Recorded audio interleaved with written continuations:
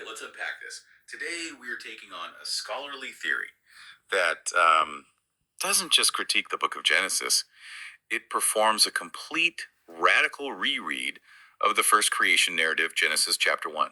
I mean, the foundational text for billions. And when you say radical, you really mean it. We're talking about throwing out the literal interpretation entirely. Completely. We're diving into the work of scholars like Safa Kasmaz, who argues that this text is not a cosmic description of, how the sun and the moon were created. Right. Instead, it's an ancient political and social document, a kind of constitutional map of power structures, alliance rules, and some pretty intense ritual practices. And it's all encoded. All encoded using animals and plants as social totems. So we're moving way beyond the 7 literal days of creation. Our mission here is to really explore this approach, which proposes that every single element, from the light, the waters, to the creeping things, it's all coded language. Exactly. It's referring to human societies and their interactions. The core paradigm shift is what the source material calls the new reading Basimi. A new way of reading. A new way of reading. You stop taking the plain language at face value. So, Gok Sky, or heaven, is not simply the atmosphere. You have code. It's code for the Akkad society, the heavenly unit. And Yer, or Toprak the earth, is code for the Sumer society, the earthly unit. So the whole story. The entire narrative is defining the structure, the hierarchy, and the relationship rules between these two fundamental units of ancient civilization.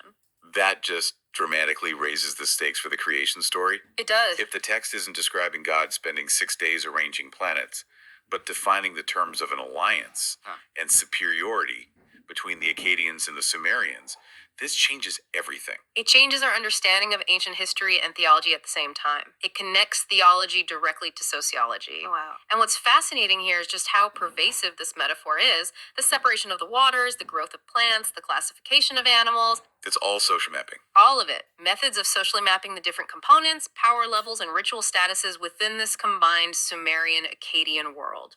Okay, so if the sky is the Akkadian society and the earth is the Sumerian society, what's the core difference between them in this archaic jargon? It really comes down to 2 major distinctions. Their main job, their vocation, and their relationship to death. Okay. The Akkad society is associated with the sky, the north, the shepherd, and the concept of the mortal soul. They are the ruler Toplulu, the community of spirits. The mortal ones. Mortal ones. Sure. They're tied to the sacrificial relationship with the deity. And the Sumer. They are the earth, the south, the farmer. They are the living soul, or the Yashanlar Topuluzu, the community of the living. So mortal soul versus living soul. And this distinction, you can trace it in these patterned jargonistic phrases across texts like the Enuma Elijah, the Avesta. It's not about who is biologically alive or dead. No. It's about their archaic social and ritual category, often linked to whether they're slated for a specific form of sacrifice or survival. That makes the common biblical phrase living creatures suddenly feel so political. It is political. It's a term for a social class, not a biological one. Exactly. It's the jargon of social classification. Let's look at the ultimate expression of power in this structure then. The statement of dominion. Genesis says that man is given hegemonlic, or dominion, over all the fish and the birds and the creeping things. If man isn't universal humanity, which specific group is this text establishing as supreme?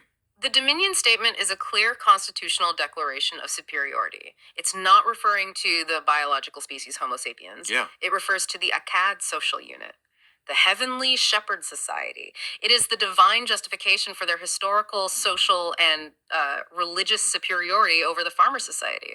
So the creation text is basically a king list, or a mandate. It's a divine mandate, yes. A justification for the hierarchy where the shepherd community holds authority over the farmer community and all the other lower status groups. And we see that elsewhere. Oh, absolutely. We see this exact language in contemporary power documents, like the Hammurabi Code. Hammurabi calls himself the shepherd of the people, appointed by the gods to guide his flock. So the creation narrative is just the blueprint for that. It's the foundational divine blueprint for this shepherd god king tradition, establishing the Akkad society as the ruling caste from the very beginning. Okay, here's where it gets really interesting for me. The specific glossary of totems. Right. If the creation narrative is organizing human society, let's see how it uses animals and plants as classifications. We have that 3-part structure: sky, earth, and deep. And that three-part structure is essential for mapping status. The highest status, the sky, is reserved for the birds, the kushler. And it emphasizes that they're flying in the heavens. It does. That's key. It symbolizes the elevated, heavenly Akkad shepherd societies. Then we move down to the land dwellers, the earth societies. On the land, you have a split. It's a split in the farmer groups. The domestic animals represent farmers living in settled areas under the control of a temple or a king. So centralized. Centralized. But the wild animals represent the more independent, often tougher warrior farmer groups. They're operating outside that immediate control. So both are productive, but their political status is different. Precisely. And what about the lowest status? The reptiles, the syringular, the creeping things. They represent the absolute lowest status groups. This category, it often includes those who are socially marginalized or, and this is important, those subjected to specific, sometimes painful ritual passages. What kind of passages? The scholarly sources connect the reptile totem to those who might be subjected to ritual castration. Wow. It's a grim practice, but historically attested. It was a way to ensure certain lines didn't reproduce or to dedicate them completely to temple service. That is a dark classification system. But there's an outlier. What about the massive sea monsters, the Tannanim, from Genesis 1.21?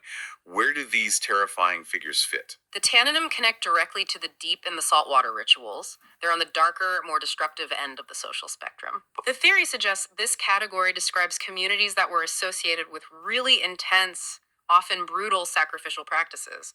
Chillingly, they're the ones who metaphorically eat human sacrifices. So they're the agents of that system.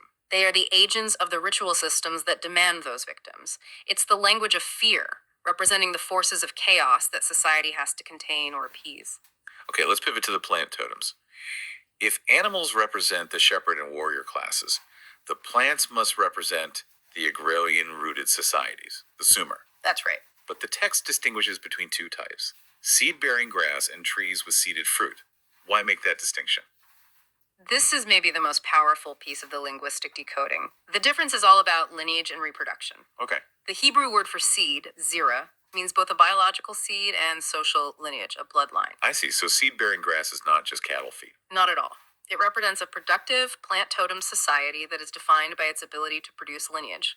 They are generationally successful. And the tree with seeded fruit. That takes it one step further. Fruit, in this context, equals the child. The seed inside is the lineage.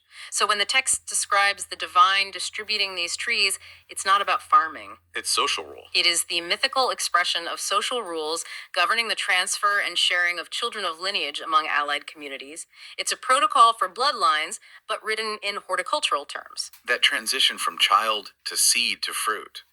It transforms the entire document into a kind of anthropological guide. It does. And these symbols aren't static. They're used to describe the most fundamental, often violent societal actions. We have to talk about the heart of it, sacrifice. This is where ancient law and narrative really intersect. The concepts of child, seed, and first product, the first offspring, the first harvest, the first animal, they're all deeply linked. To what? To the ancient Near Eastern religious law that the first product always belongs to the deity. And this law, which sounds so abstract, it actually reflects a huge societal struggle, doesn't it? A monumental one. It reflects this massive, centuries-long effort to move away from systemic historical child sacrifice. Wait, how does that work?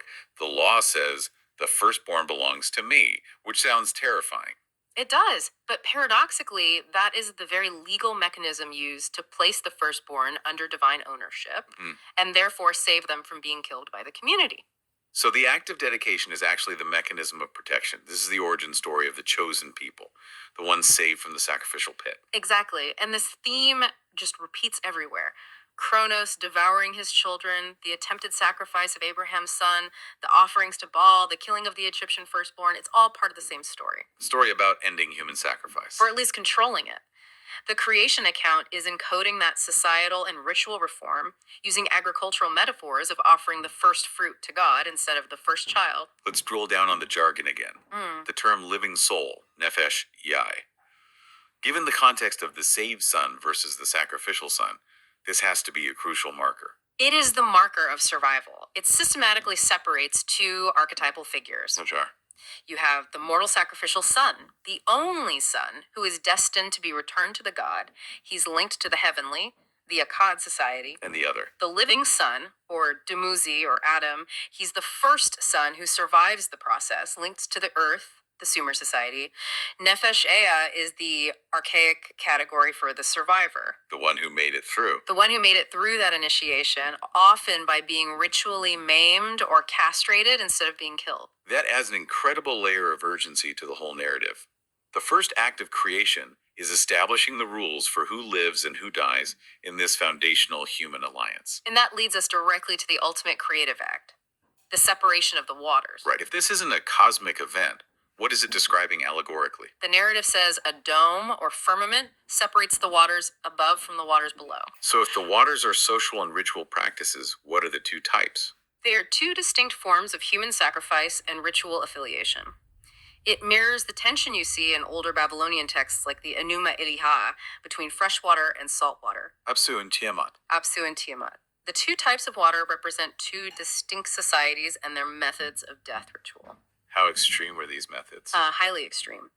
The freshwater, or river rituals associated with Sumer, involved sacrifice by drowning in cold, natural water. And the salt water. The saltwater, or sea rituals associated with Akkad, involve sacrifice by boiling the victim in a cauldron or a vessel. Boiling them. Yes. And the dome, the kubi that separates the waters, is not the atmosphere. It's the cauldron. It's an allegorical reference to these large, cubic, or cup-shaped sacred ritual tools, the kabe or the kazan, the vessel used to perform these sacrifices. Wait, so the creation of the heavens and the earth is actually codifying boundaries? Yeah. Defining which community sacrifices by drowning and which by boiling, and the dome is the ritual vessel. It's a demarcation line. The text is laying out the terms of the alliance between the freshwater Sumer communities and the saltwater Akkad communities, defining their shared ritual spaces.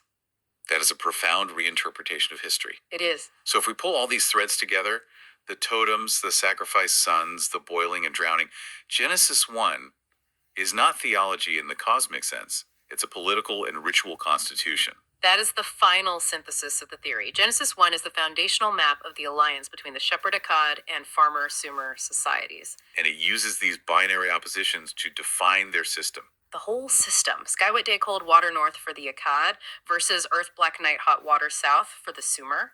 Every command is a social rule. So every phrase that sounds like some benign divine mandate giving seed-bearing grass to the animals, giving dominion to man, is just the archaic language for the social order. It's the divine language expression of the hierarchy, the alliances, and the regulation of human sacrifice between these two foundational groups. It systematizes the conflict. And provides the archetypes for later stories. Exactly. It gives you the archetypes for the rivalry that plays out again and again. Habel and Kabil Cain, and Abel the living son, the mortal son. The perpetual tension between the farmer and the shepherd. And this duality doesn't just stop with the earliest writings, does it? Do we see these archetypes surviving into later folklore? We do. A perfect example is the Hadur Elias tradition. It's a clear later reflection of this original sky-earth dichotomy. How so? Well, Hadur relates to greenery, water, soil, the vegetable, the earth society, clearly linked to the Sumerian farmer. Yeah, the Ilias. Ilias relates to the heavenly shepherd, to fire, to the mountain deity, the heavenly Akkad society. The duality is still right there, defining these two fundamental types of human community. This theory, then, it offers this really potent anthropological model.